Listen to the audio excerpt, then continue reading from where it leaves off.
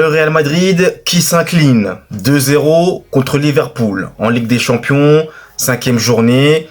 Le Real Madrid actuellement est 24e de Ligue des Champions, 3e défaite après celle concédée contre le Milan AC et contre Lille. Maintenant, eh bien tu perds à Liverpool à Anfield.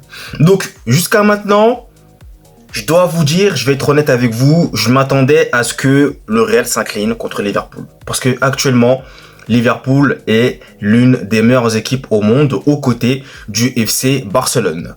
Je vous rappelle quand même qu'ils sont premiers en Première Ligue et premiers en Ligue des Champions. 5 victoires en 5 matchs. Qui dit mieux?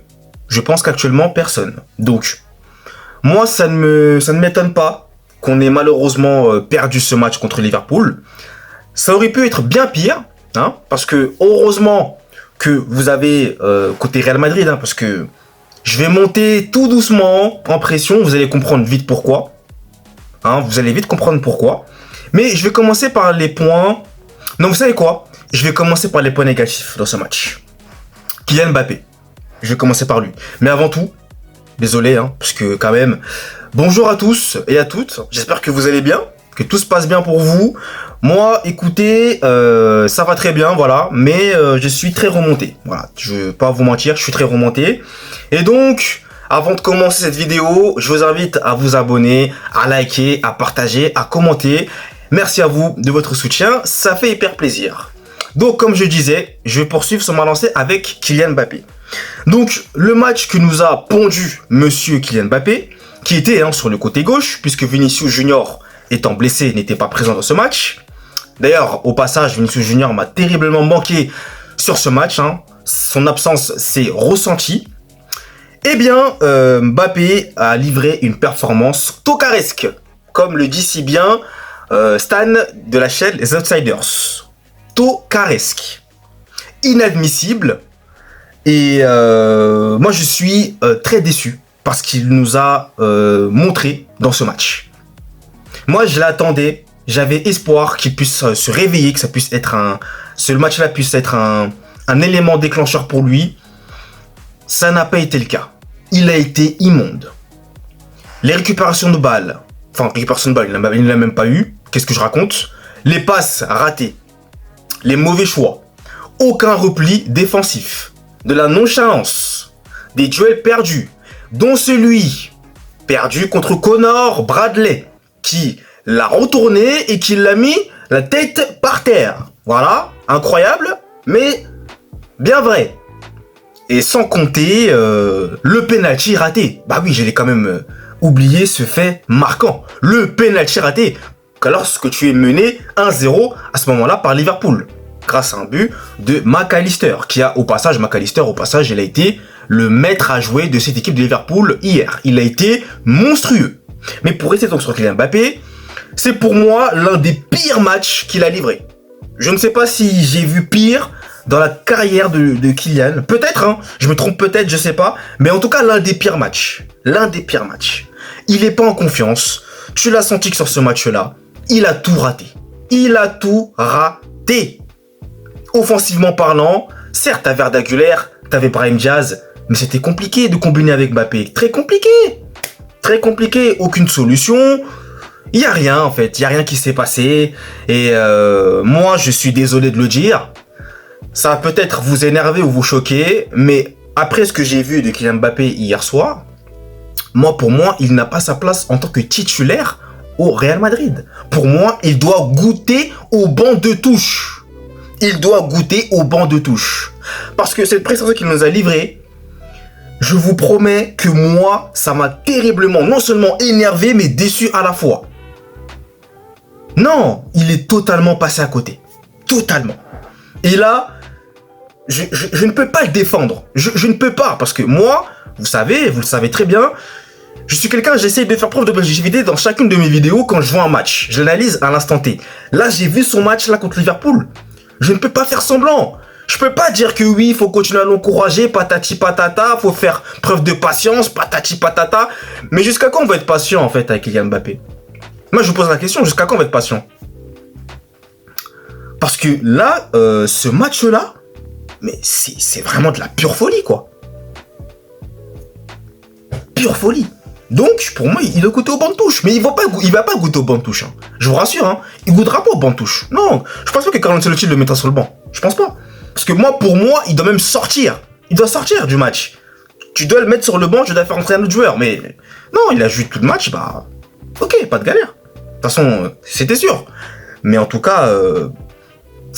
moi je suis déçu, hein. Très déçu, très déçu. Heureusement il y a des points positifs côté Real Madrid parce que défensivement parlant, Raúl Asensio et Antonio Rudiger c'était vraiment top. Ça, je suis très content par rapport à l'aspect défensif parce que l'aspect défensif m'inquiétait beaucoup ces derniers temps avec le Real Madrid.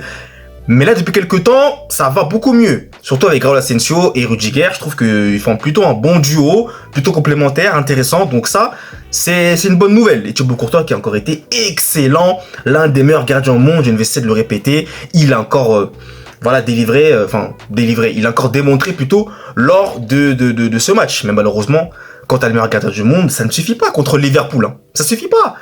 Liverpool, c'est un collectif. Qui a su mettre en danger le Real Madrid à plusieurs reprises. Ils ont littéralement éteint le Real Madrid. Voilà, faut quand même le dire très clairement. Mais t'as encore une fois des joueurs côté Real qui ont sorti la tête de l'eau, comme Camavinga, qui a été extraordinaire jusqu'à sa terrible blessure. Malheureusement, terrible blessure, elle est pas terrible en soi, mais il s'est blessé. Donc j'espère que c'est pas trop grave. Déjà, première chose, j'espère que ça ira pour lui. Mais voilà, Bellingham qui a fait son match également. Sur les côtés, j'ai pas été fan de Ferland Mendy, encore une fois. C'est lui d'ailleurs qui provoque le penalty raté, heureusement, de Mohamed Salah. Mendy, j'ai pas été fan. J'ai pas été très fan. Voilà. Et puis, l'entrée en jeu de Lucas Vazquez, par contre, elle a été exceptionnelle parce que c'est lui qui ramène le péno raté, de Kylian Mbappé, qui aurait pu, peut-être, si Kylian Mbappé, il met ce penalty-là, ce match-là, mon débrief, il change, tout change, Tout change. Mais malheureusement, ça n'a pas été le cas. Donc voilà. Et puis Liverpool a été solide. Défensivement, au milieu de terrain. Le gardien de Liverpool aussi. Des arrêts incroyables. Extraordinaire aussi. Lui, il a été fantastique. Et puis Liverpool, tu vois que c'est vraiment l'une des meilleures équipes au monde. Ils l'ont bien démontré dans ce match. Littéralement. Donc le Real Madrid est dans une mauvaise passe en Ligue des Champions. Moi, franchement, là, Carlo Ancelotti, il avait une stratégie, c'était de jeu défensif et de contre-attaquer. Voilà, c'était ça, en fait, la stratégie. On l'a vu dans ce match. Bon, écoutez, ça n'a pas vraiment fonctionné. Même lui-même, Carlo Ancelotti, il était perdu. Je le voyais même littéralement perdu. Quand il montre parfois des séquences d'Ancelotti, tu le vois, mais il est littéralement perdu. Il ne sait plus quoi faire. Donc voilà, Endrick qui rentre. Je suis pas trop fan non plus de son entrée. Je suis pas trop fan. Je vais pas me mentir, je suis pas trop fan. Voilà. Donc, mais très compliqué, très compliqué. Connor Bradley côté Liverpool, là sur le côté droit, lui je sais pas qui c'est, je sais pas d'où il sort, mais il est monstrueux lui. Incroyable match vraiment masterclass, de fou malade. Et lui la pression, il connaît pas les grands rendez-vous, lui peu importe, il est performant. Mo Salah côté attaque, j'ai pas trop été fan, il a pas été non plus flamboyant. Voilà, c'était pas non plus le grand Mohamed Salah, mais bon, heureusement qu'il ne compte pas que sur un joueur. Liverpool, comme je vous disais, c'est un collectif. Et le collectif a été cohérent.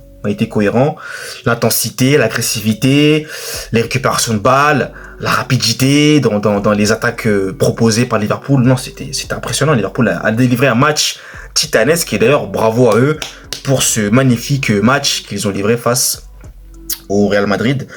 Donc voilà, écoutez, pour terminer avec Kylian Mbappé, malheureusement, là, après ce match-là, Liverpool, après ce match, il y a un avant et un après Liverpool, comme l'a dit si bien Ariles. Et la masse de critiques qui va se faire manger dans la presse, dans tout ce que vous voulez, malheureusement, c'est les inconvénients du très haut niveau. Surtout quand on t'attend dans un match où Vinicius, je vous le rappelle, était absent.